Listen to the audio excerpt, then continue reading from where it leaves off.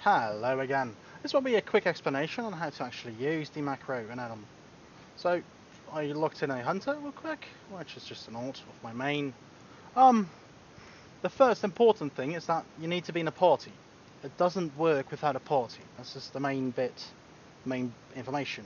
So I'm going to set up real quick. I haven't really used PI on a hunter because why would I? So this will be the other side of things actually. So let's reset the two sites. Unlock you, let's place you over there and make you, I don't know, rat, and the PI side, put you over here and make you blue, so it's nice and easy. Red will be the notification when you get PI and blue would be the cooldown timer.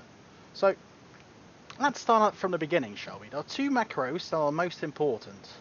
Let's make two new ones. One moment, I'm terribly sorry. Like I said, I've got a really wide screen and I have not used this one. Let's place reduce here, it shouldn't really matter. Well, I can't do that. Here you go.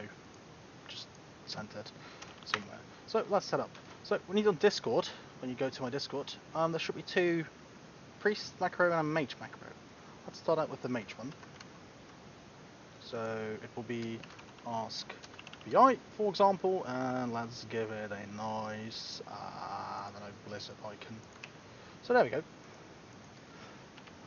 Let's go and set up a new one, a nice thing, and give PI.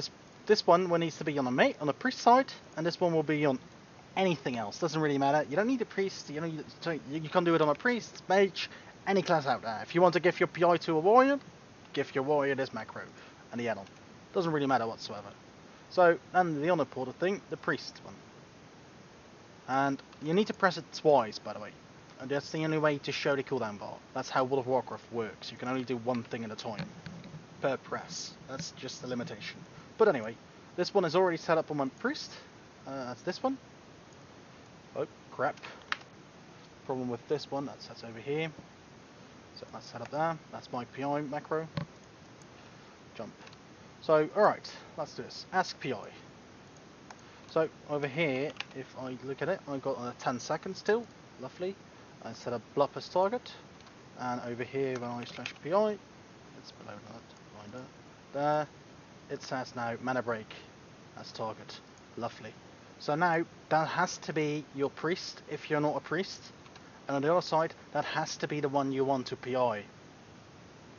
And you can only PI that target with the macro. Same as on this site, you can only ask for a PI with the ask PI macro. So let's ask it somewhere. I already did that, sorry. So I press it, and on the other end, I will see PI blup. So when I press my macro, I will automatically target her, PI her, and send out the timer for the notifications.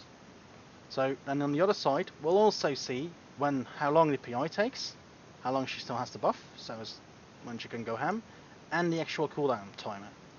And just for show, this is what happens when you see the cooldown. You can either press it to seconds, minutes, or that.